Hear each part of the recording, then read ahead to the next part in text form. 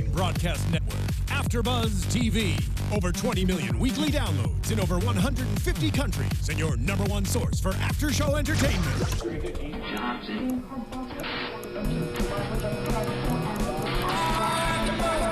AFTERBUZZ TV, the destination for TV superfans.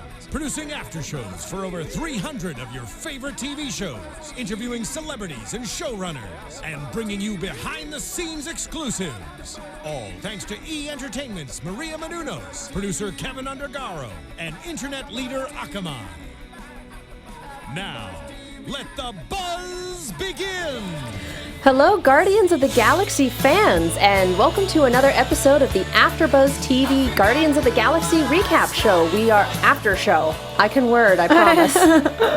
We are covering episode 5, Can't Fight This Seedling, which I have called Hooked on a Seedling more than once in my mind. Well, to be fair, Hooked on a Feeling is pretty prominent on the Guardians of the Galaxy soundtrack.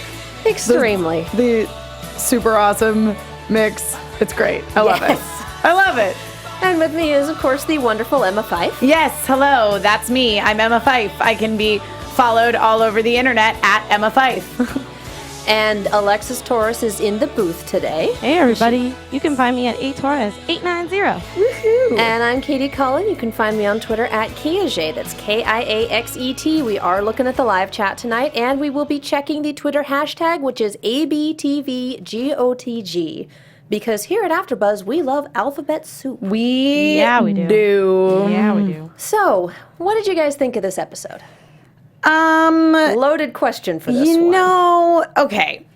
This episode was basically the bad guys from Super Mario Brothers the movie mixed with the Black Plague and like shades of Princess Mononoke. And kind of the Dark Water from Pirates of Dark Water. Pirates of Dark Water too. And all of those things don't really go together, surprisingly enough. That's yeah. It was a disappointing episode. Yes. It really was, because we took part of it's because we have fairly high expectations for something that's hooked into the MCU, even if it's kind of spinning off into its little AU fanfiction territory. Right. Partially because we know that MCU Animated is doing its best to build up its animated catalog, because they know that DC is the top dog for animated, and they want to try and turn that over. Yeah, and I mean, DC's been crushing it for years since in the animated category. Yeah, I mean, the Batman the Animated Series is my favorite Batman that ever Batmaned, so... Hands down. He's the quintessential Batman. Yeah, exactly. You can fight over your movie Batmans all you want, but Batman the Animated Series is That's Batman. Mm-hmm. And so we have high expectations for Marvel productions, we have high expectations for an MCU production, and we have slightly elevated expectations after last week's episode, which was really good. Yeah, last week's episode had some really good moments. It took some time to breathe and didn't feel like it needed action in every 30 seconds. They needed to be doing something else. So I enjoyed last week's episode. I mean, I discussed the issues that I had with it last week. But overall, I really enjoyed it. And this week, it was like... The ball was dropped. Yeah, it wasn't even that they were like trying to squeeze too much action in, as it was just that really super caricature-y thing that we see happening with a lot of the characters here. I think some of the reason, too, that I'm overall sort of disappointed in this series thus far is because I don't feel that at this point it's up to the caliber of a lot of the other stuff we're seeing on Disney XD. It's not. That's part of the issue. And part of it is we've come off of Robots in Disguise. We're covering Steven Universe. We're all watching Gravity Falls. We're watching this elevated level of children's animated programming, quote unquote, that we haven't had since Disney Afternoons gave us Gargoyles and DuckTales and Darkwing Duck. Like, the mid-90s were the golden age of after-school programming. Seriously, can we do a Gargoyles podcast? I'm so down with that. Yes, sign me up. So we're seeing something of a resurgence of that in animation. We're seeing that with Phineas and Ferb, which just recently ended, which I think was kind of the front runner for new animation, for bringing back this. The kids will understand it, but the adults will also like it. We have Adventure Time, again, Steven Universe, Transformers Prime and Robots in Disguise, Gravity Falls, all of these really good shows. Yeah. And we've recently had Amazing Spider-Man. We have, it's not Avengers Assemble, is it? No, it's Avengers Assemble now because it used to be Earth's Mightiest Heroes. Mightiest Heroes, yeah. We have other shows in the Marvel animated canon that are quite good. Right. And so we have animation as a whole getting better. Yeah. And Marvel animation as a whole getting better. And so it's really disappointing to see Guardians of the Galaxy do the mid-2000s. We have kind of an overarching plot, even though it's episodic, but character moments don't carry over. People don't learn, and everyone's a caricature of themselves. I agree, yeah. Mr. Goku Jr. 2012 says Marvel's new animated shows on Disney XD aren't quite as good as their pre-Disney shows.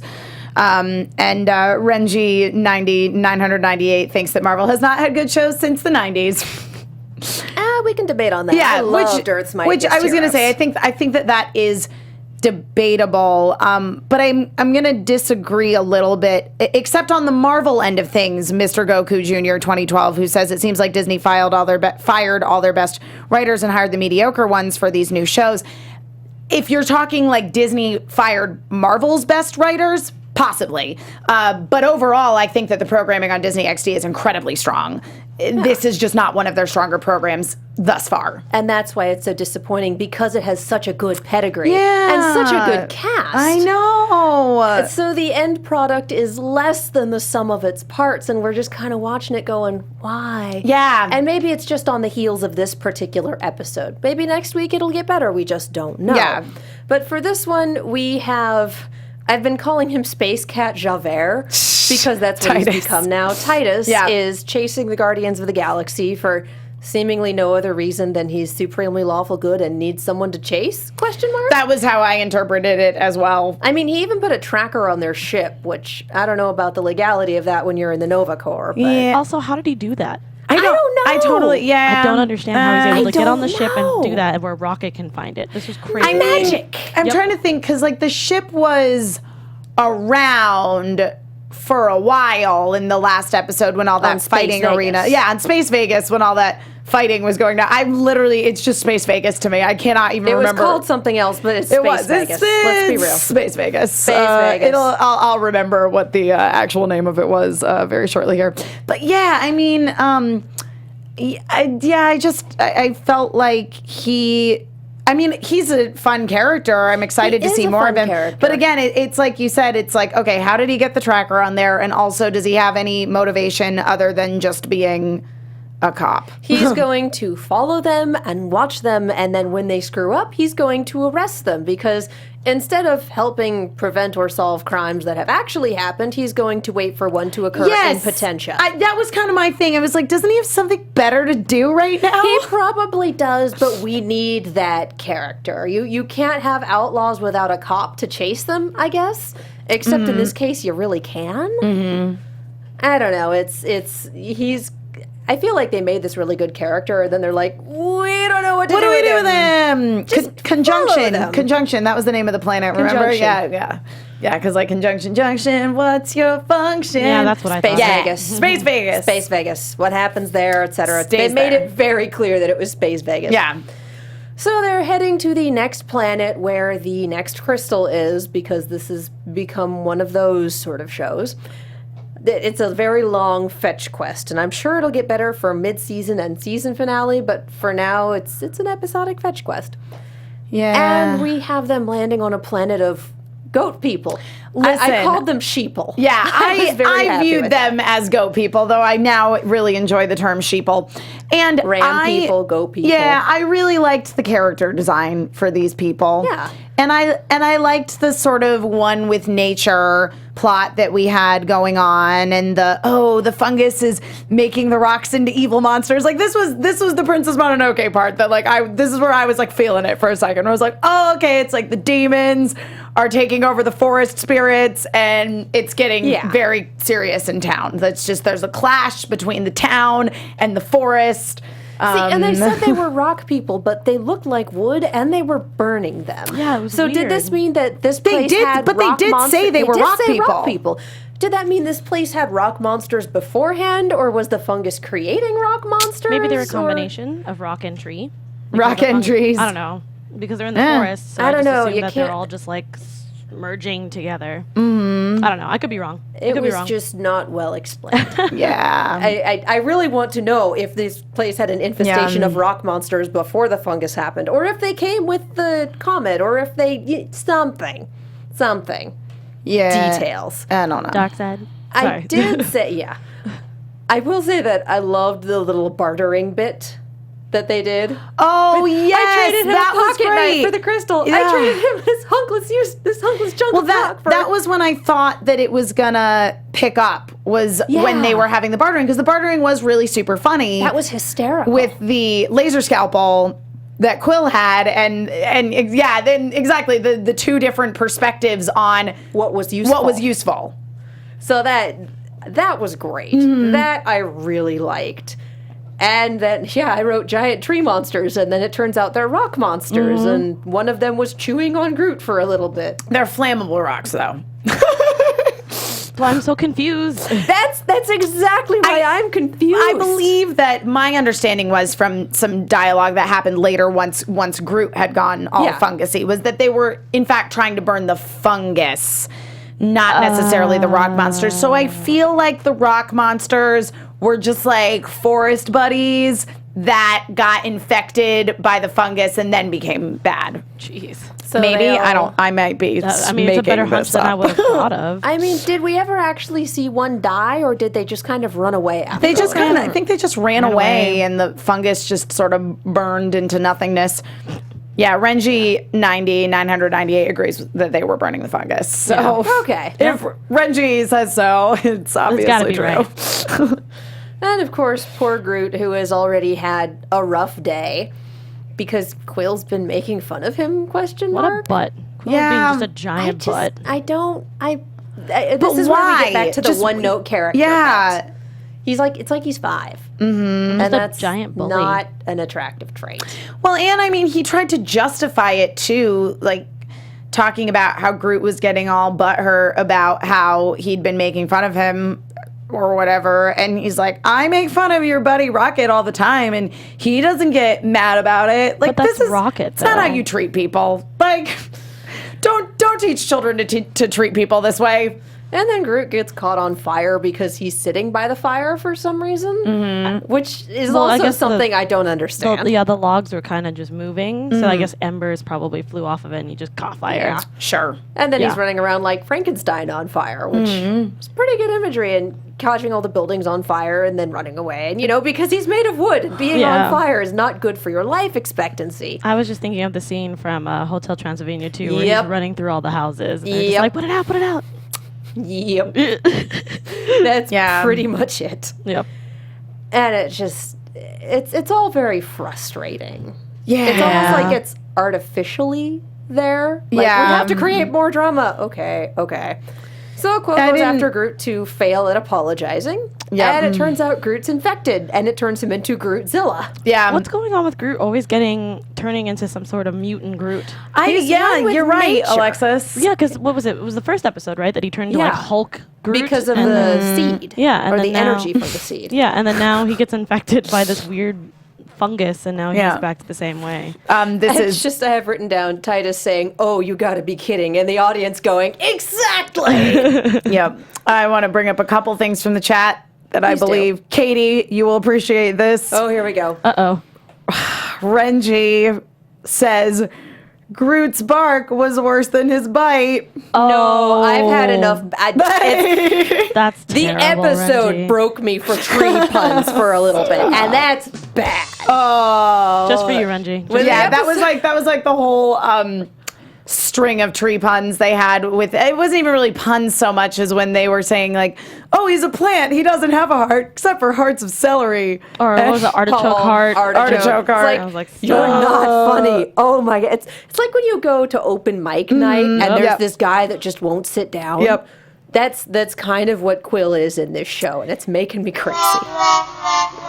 Not even that. It's like the Gong Show. Someone get the really long hook and just drag him off screen. I would love for that. And Mr. Goku Jr. 2012 asks, Star-Lord or Sideswipe, which one is more punchable? Obviously, Star-Lord, because Sideswipe is wonderful. No, namely because Sideswipe's made of metal, and that is bad for your knuckles. And he's like, how many feet tall? Come on now. Like 20? Yeah. Ish, maybe. Ish. Still. Also, he is learning slowly. Sure. Sideswipe is. Yes, Quill is not. Oh, okay. Because Transformers has continuity. Hey. And I think that's the problem that we keep running into here, is when we do get some really good stuff, it doesn't take. And normal people learn. Yeah, I mean, unless... I don't know, in this episode, this show is planned to be like 50 episodes long in a season. But holy smokes. It's not an anime. Yeah. Well, yeah. Well, I mean. Okay. Well. It's not most anime. And I was talking with someone else about my issues, and they said, are you sure they're not airing it out of order? Oh, and I would be don't weird. think they are. That would be so bizarre. Yeah. Like, we'd know by now if because some networks do that. Fox, I'm looking at you. Yep.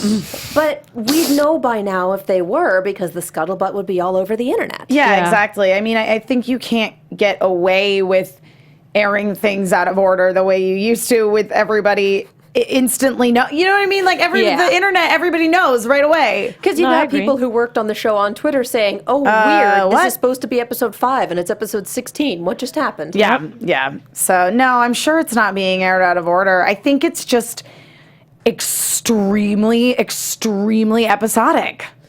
And that's a problem. Yeah. So we continue with, now Groot is giant, and we have to go inside him and get the fungus out, because there is fungus inside him. So we split the party and put Captain Annoying and Vermin inside, and the two people who had actual character development last episode outside. That is true. I do love Drax insisting, I'll destroy it. Just like, and how do you plan on doing that? I know. And then just the fact that the man can catch a missile and redirect it. I'm sorry, that was my favorite part of the episode. Yeah, that was beautiful. Yeah, I mean, loved every moment of that. Drax and Gamora did not get that much to do in this episode, but I enjoyed the moments with them. Oh, yeah, very much so. We also had Titus ignoring orders and firing anyway. Did anybody else think that was kind of scary? It's like, are we sure that he's lawful good?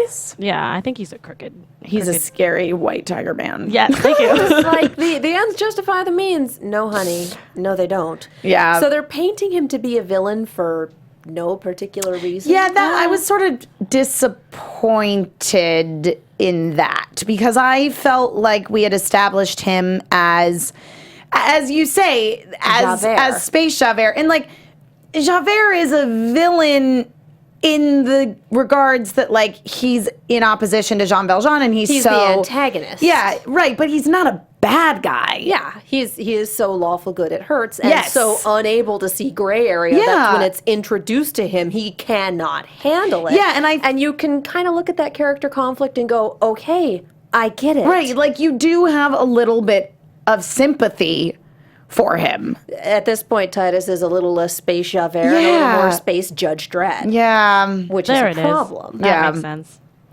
Yeah, no. I just feel like he's just another, like, kind of like one, what you were saying, Katie. One note character. Just a one-note character, because I'm like, okay, great. He has the scar, and he's got one eye, so he has to be evil. Right. He's the law. He's got a past, as you can tell. Yeah, which I feel like probably won't. It'll probably come up. He'll change his ways maybe for one instance. I doubt it. I have him pegged to die at some point. Ooh. All right. Maybe attempting to do the right thing or whatever, but at some point he is going to shuffle off his mortal coil. All right. Yeah. Good to know. Maybe he'll channel Thanos to hand I was going to say, I I think that's what it is. It's that they're now sort of painting him to be more of a crooked cop, and I liked him more as you say, Katie, the like so lawful good that he can't see shades of gray. Yeah, I think I would have preferred that, because I feel like the crooked cop's not a good way to go. Me personally. No, that's just not fun. Yep. Yeah. So that's the outside of Groot events. The inside of Groot events, we find the heart of Groot. That was punny. And Quill, being Quill, falls into it. And we see this lovely little flash of Groot using it to terraform a planet.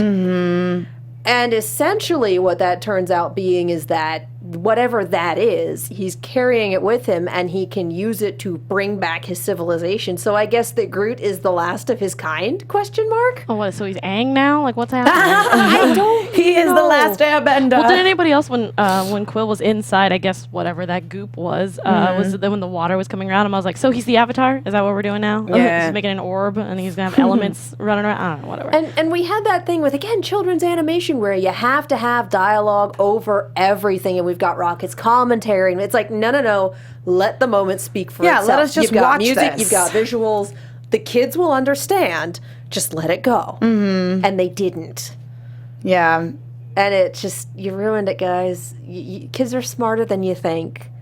Which is another issue with this show, is that they don't know who they're aiming at. Yeah. And they're dumbing it down. They're taking something that might be okay if they let it go on its own, and they're trying to shoehorn in the little explanation so the little kiddies will understand it. But the kiddies will get it anyway.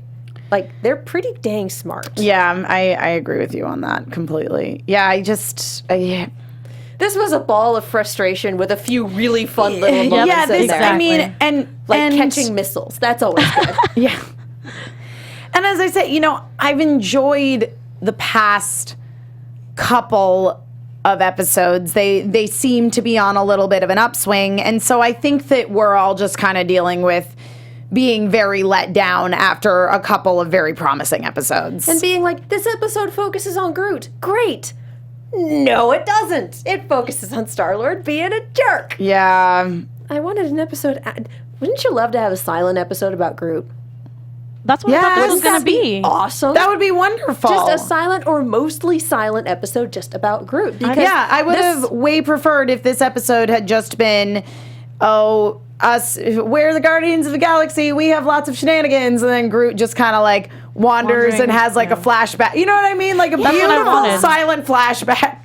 I just wanted him to walk around the forest looking for himself, trying to figure it out while scratching away at the fungus on his legs. But yeah, I just wanted to know more. I'm glad that we got that itty bitty glimpse of what he had, but I wanted more of that. I was like, okay, this is a Groot episode. I feel like that could have been half the episode, and that it was extremely rushed at the end. Yeah, well, it's as you. Yes, I agree, and it's as you say, Alexis.